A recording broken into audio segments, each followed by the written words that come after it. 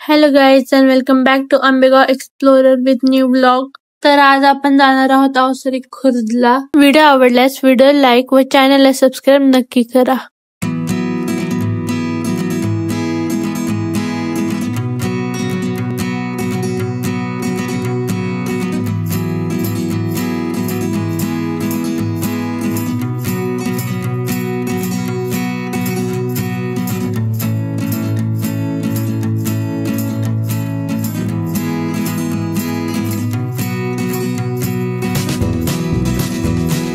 तर आपण पोहोचलेलो आहोत अवसरी खुर्द मध्ये. ही आहे अवसरी खुर्द मधली शाळा. तर आता आपण जाणार आहोत गणपती म्हणजेच मयुरेश्वर गणेश मंदिर मध्ये. गणपतीचे मंदिर खूप छान आहेत, बघण्यासारखं आहे. तिथे तुम्ही आजूबाजूला खूप सारे झाडे झुडपे नक्कीच पाहू शकता.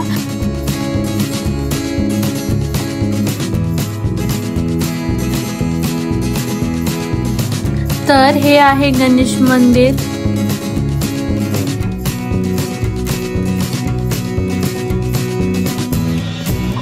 गणपतीला खूप सारे जास्वंदीची फुले वाहण्यात आले होते. त्याने गणपती अजून छान आणि उत्कृष्ट दिसत होते. तर आता आपण दर्शन घेणार आहोत काळभैरवनाथ मंदिराचे.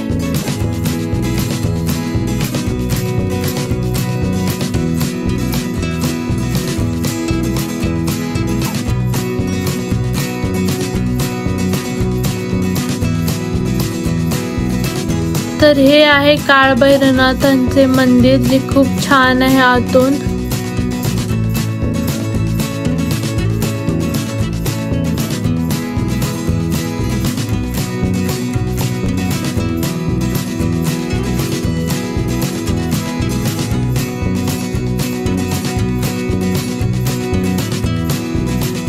तर आता आपण आहोत हनुमान मंदिरात. हनुमान मंदिर सुद्धा खूप छान सजवले होते रुईच्या पानांनी. ग्रामपंचायतीचं मोठं काम झालं, बरोबर. गावाच्या लोकवर्गणीतून जवळजवळ 1.5 कोटीचं हे मंदिर झालं. आणि गावामध्ये म्हणजे विठ्ठल रुक्मिणी मंदिर आहे, मारुती मंदिर आहे, गणपती मंदिर आहे, दत्त मंदिर आहे, परत तुम्हाला सांगतो तुकाराम मंदिर आहे, शनी मंदिर, सगळ्या प्रकारची देवांची मंदिरं वगैरे आहेत. आणि गावात एकूण टोटल 16 ते 17 सप्ते भरतात. अखंड हरनाम सप्ताह 16 ते 17 भरतात. आणि आता गावाची महसूलला 6 गावं झाली. आणि पहिलं सगळ्यात प्रथम तांबडेमाळा आणि लंकेमाळा ग्रामपंचायत ग्रुप ग्रामपंचायत एक झाली. आणि उर्वरित गावाची जवळजवळ 6 महसूलला गावं झाली. तालुक्यात 3 नंबरचं लोकसंख्येला गाव आहे. क्षेत्र जरी कमी असलं तरी पण क्षेत्रफळ कमी असलं तरी लोकसंख्या वगैरे चांगली आहे. आणि दिलीप पाटलांच्या प्रयत्नातून इथं केंद्र शासनाचं इंजिनिअरिंग आणि डिप्लोमा 2 कॉलेज झाली. आणि इकडं आमच्याकडं पहिलं रयत शिक्षण संस्थेचं कॉमर्स आणि आर्ट असं ते 2 शाखा होत्या.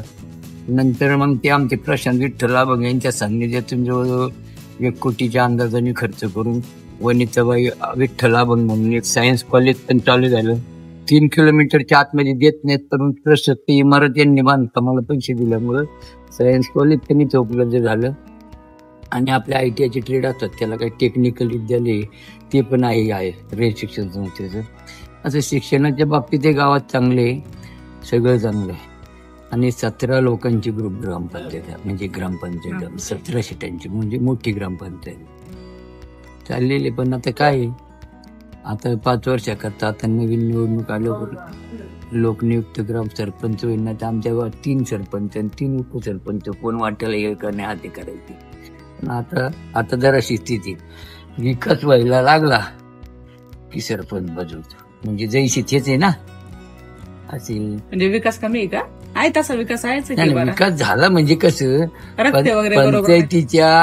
पंचायतीच्या दृष्टिकोनातून समजा जे काही 5 वर्षाचा माणूस स्थिर असली सरपंच उपसरपंच, तर काहीतरी निर्णय घेतले जातात किंवा विकास होतो.